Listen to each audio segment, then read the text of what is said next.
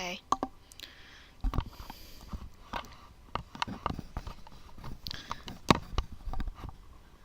Alright.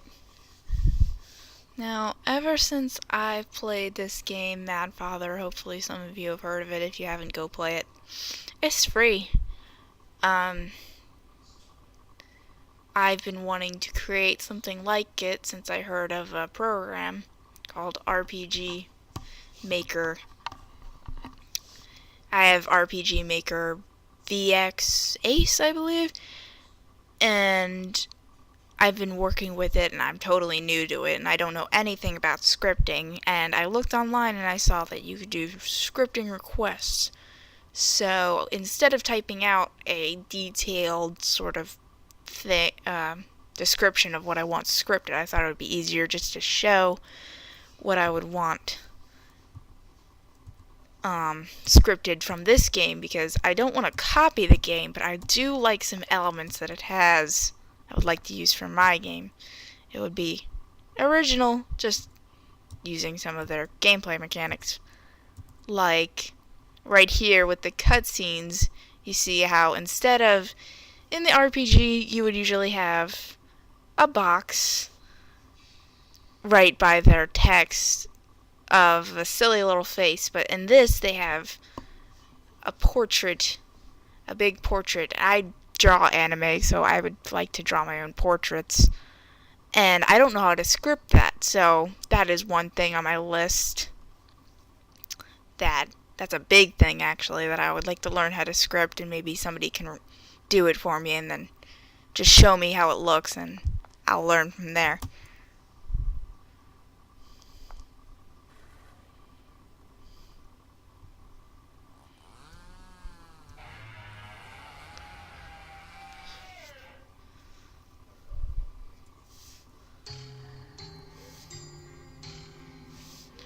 Now, I know, like, other things, like cutscenes and stuff like that is easy to really, it's just events, but so I wouldn't really have to script any of those. Maybe. I'm not really sure how it all works yet. I'm very new to this.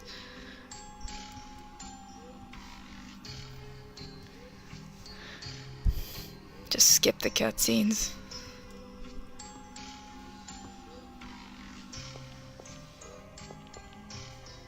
Skip. Like, even the most, trivial things, like this torch back here, I don't know how they got that moving. I don't know if that's a scripting thing, or what. Hopefully, somebody will be able to give me an answer out there.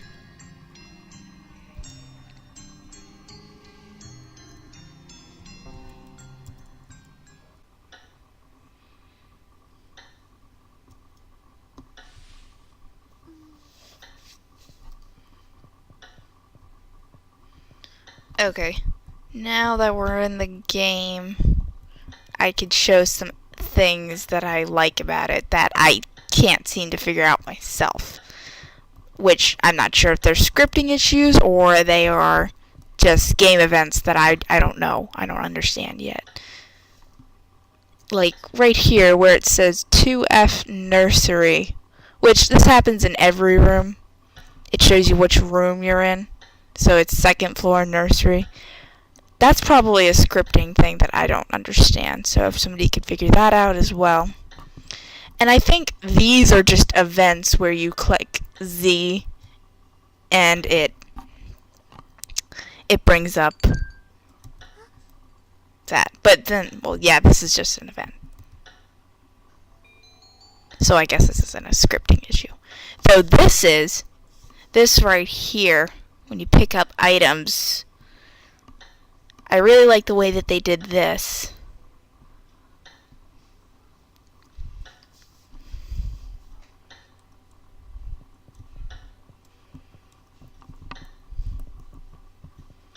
And also, right here, this is one of the things that I didn't even notice the first time I played this game. I went back and looked at it when I started creating my game.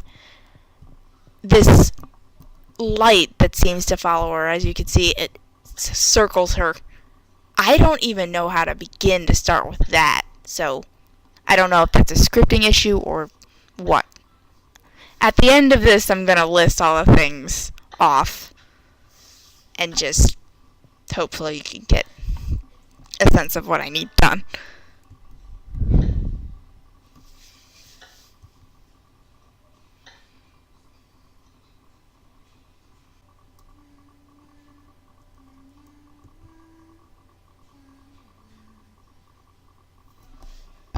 And this is something interesting. I understand that you would probably maybe have to create your own sprites to get them in different positions like this for scenes, but I don't know how you would script those scenes at all.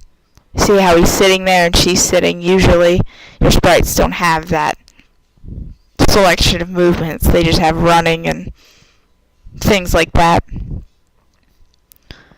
So that's another thing maybe somebody can explain to me. Or like when she was laying down in her bed earlier, I don't even know how they did that. I'm assuming they had to make a sprite.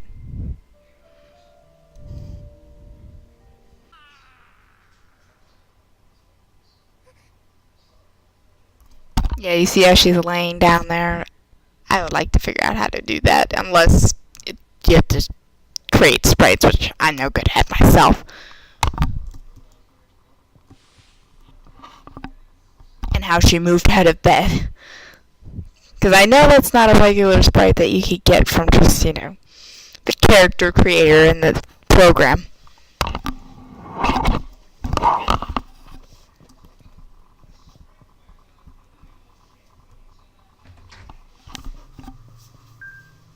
And right now you can really see how that ambient light follows her around.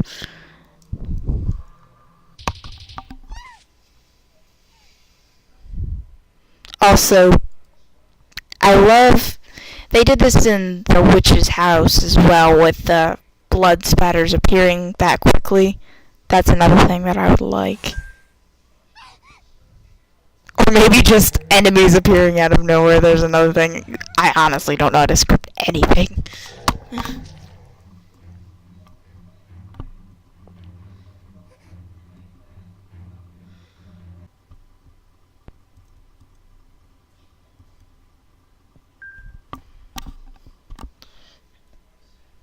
And I haven't gotten that far into save states, but if this crow is a part of scripting, which I'm assuming it is, something like that as well. You see how you take him and you save here. That's an interesting mechanic that I like.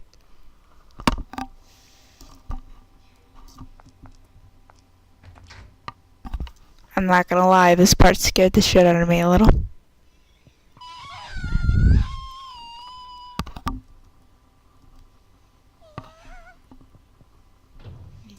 Won't go back in there.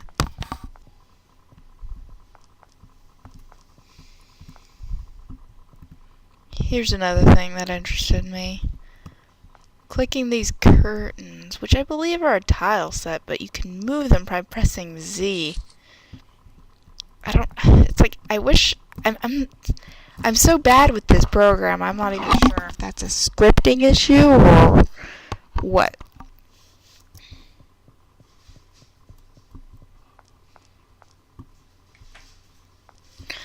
And one other thing that I haven't been able to figure out that I really like, it seems to add some ambiance to the silence, is the footsteps, which I haven't been able to figure out how to program in myself because it's not already there with your character. When she's walking on regular tile, it sounds like clicking, but when she's on the carpet, it sounds different. That's something I'm interested in.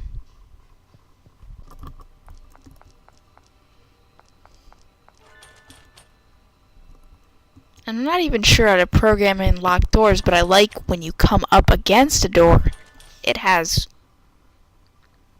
what room it is. Like, that's question mark, obviously, but I like that. Makes it easier to navigate your world. Because I forgot to mention, I'm trying to make a horror game like this.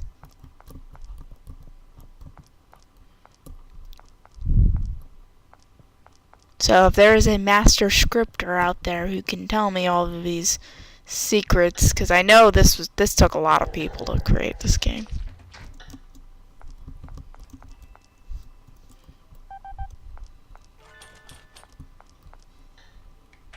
And I could tell that these monsters were put in kind of like with the RPG style of, I believe they were enemy sprites created and they just used the RPG element to have they follow you. I don't think there's any scripting things there, but I'm not really sure.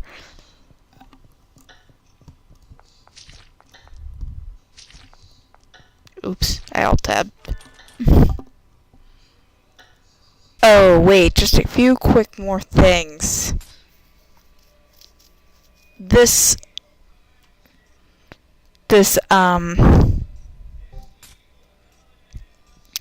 item screen, instead of the traditional pause screen, they have an items that you can use, like this, you can look at it, and then key items.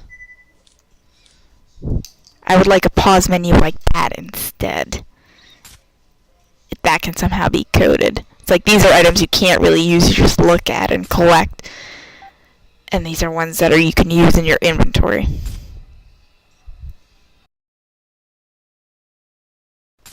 Alright, this is probably going to be the first video out of many that I'm going to make, probably, because I cannot have covered everything that I wanted to do. So if anybody comes to help me, I'll give you my email and we could get in touch or something. And you want to help me script, you could teach me. I could learn pretty fast on this stuff. But I really need help with some of these easy beginners things, it seems like. But I'm going to give a quick recap just in case things got too cluttered and confusing. Here's a quick recap of what I need done. Hopefully whoever watches this can help. Number 1, portraits. Ones that look specifically like this, not the little boxes in the corner. Big ones, please. Number 2, an inventory menu that looks like this.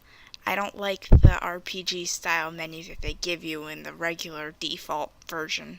I want to change it to something like this, a small inventory screen. Number 3, save states. It's not necessarily going to be a crow, I'll probably change it to something else, but something that you could just come up to and save your game.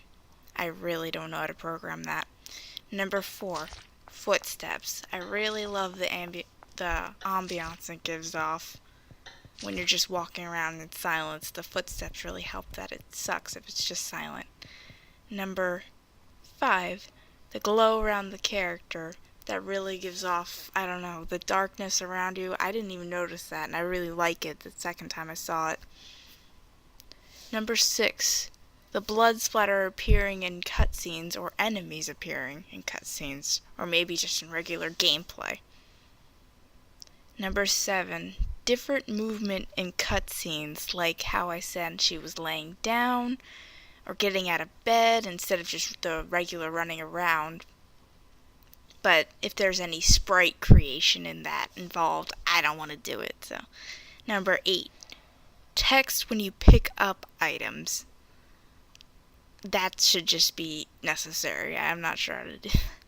Number 9, locked doors. So when your character comes up to the door, it jiggles and it appears to be locked.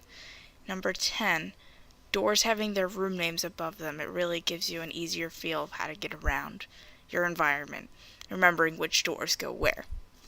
Number 11, room names in the corners. So I guess you could just remember which room name you're in. I like that. I don't know. It's not a necessity.